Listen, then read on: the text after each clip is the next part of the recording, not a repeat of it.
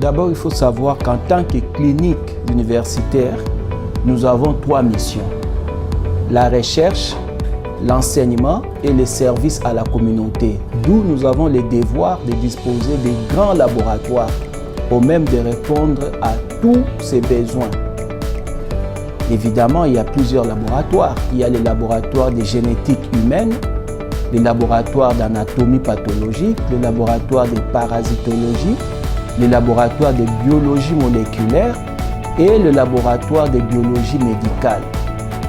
Le laboratoire de biologie médicale s'occupe notamment de la biochimie, de l'hématologie, de la banque de sang et de la microbiologie. Le service de microbiologie, c'est un service qui est dans le département de biologie médicale.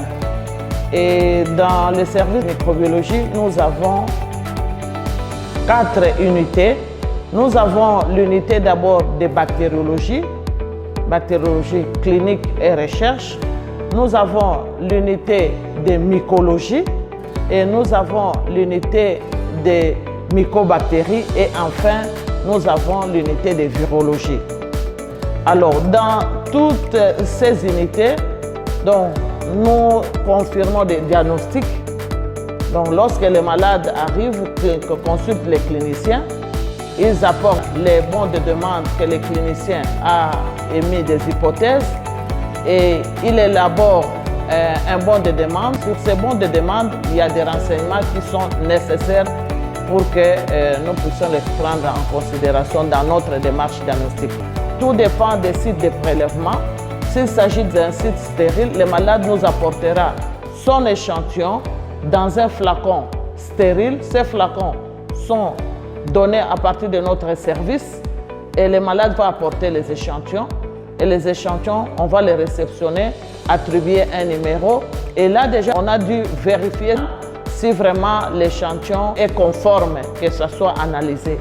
Alors, nous rendons le service à la communauté comment? C'est lorsque nous mettons en évidence une pathologie, un microbe, nous confirmons, soit nous infirmons l'hypothèse du clinicien. À ce moment-là, nous rendons les résultats. Nous rendons les résultats. Ici, nous parlons par exemple de la bactériologie. Nous rendons les résultats le maximum, puisqu'en bactériologie, il faut faire la part des choses. Il y a les urgences et les analyses qui peuvent suivre le cours normal. Lorsqu'on rend déjà les résultats préliminaires ou nous disons les résultats intermédiaires, le clinicien va apprécier et améliorer la prise en charge puisque s'il n'avait pas considéré qu'on a trouvé ces microbes, il avait déjà commencé un traitement, comme on dit, empirique. À ce moment-là, le clinicien pourra adapter son traitement. Et c'est là, vous voyez qu'on améliore la prise en charge de nos patients. En fait, le service de biologie clinique a un rôle essentiel au sein d'un hôpital, notamment un hôpital comme les cliniques universitaires, parce que c'est ce service qui permet d'asseoir les diagnostics qui sont avancés par les cliniciens. Il permet également de finaliser les pronostics avancés par les cliniciens. Il permet de réaliser le suivi des patients, mais aussi d'évaluer l'effet du traitement qui est administré aux patients. Et donc c'est un service essentiel au sein d'un hôpital, notamment un hôpital de niveau tertiaire comme les cliniques universitaires de Kinshasa. Donc au niveau de notre laboratoire, nous posons les diagnostics.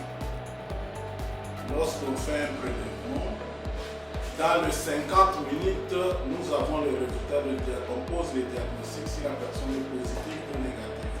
Dans 50 minutes, avec les gènes experts, nous avons les résultats. À part cela, nous avons le suivi biologique de tous les cas Covid. Donc on fait l'hémogramme complet, la gazométrie, l'ionogramme, les dédimères, et toutes ces analyses, la partie biochimique, la fonction rénale, la fonction hépatique. Dans les minutes qui suivent le poste de diagnostic, nous pouvons donner les résultats en rapport avec le suivi biologique de la personne malade. C'est dans notre laboratoire. Nous disposons d'un plateau technique qui nous permet de rendre service directement aux malades qui viennent chez nous, mais aussi pour rendre service aux autres institutions qui n'ont pas un plateau technique de notre niveau. Il y a beaucoup de centres ici à Kinshasa qui ne sont pas capables de faire la charge virale, par exemple, du VIH, la charge virale des virus des hépatites. Nous sommes capables de le faire. Et aussi, nous sommes aussi disposés à accompagner les différents laboratoires de la ville qui ne disposent pas de notre plateau technique.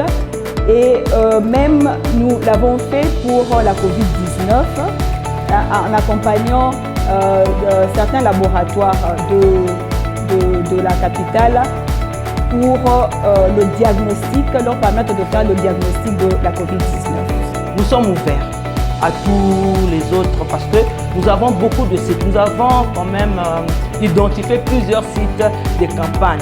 Et ce sont-là, nous sommes capables de donner à d'autres structures qui en manquent pour le bénéfice de toute la population de Kinshasa.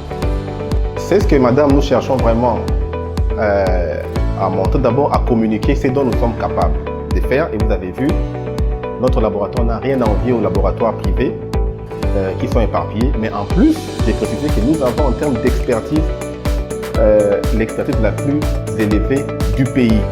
Et ici, l'effort que nous fournissons, c'est de fournir la qualité dans le service hospitalier public.